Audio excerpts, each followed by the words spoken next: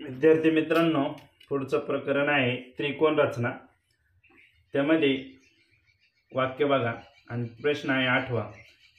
दिलेल्या पायावर समभुज त्रिकोण काढणे।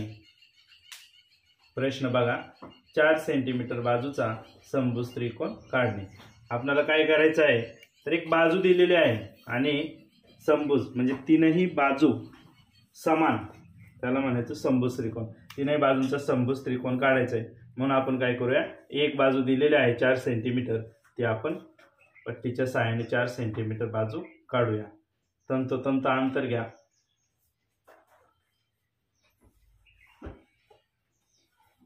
आपण 4 सेंटीमीटर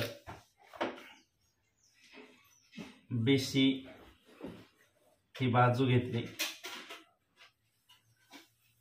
त्यानंतर कोनमापकाच्या सहाय्याने आपणाला समभुज त्रिकोण दिलेल्या पायावरती काढायचा आहे। त्यासाठी काय करायचं मित्रांनो, हे कंपासचं टोक B बिंदूवर ठेवायचं, C एवढं अंतर घ्यायचं, तंतोतंत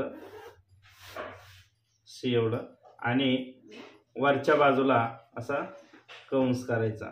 त्यानंतर कंपास मधलं अंतर न बदलता हे C बिंदूवर ठेवून असा कंस छेदायचा।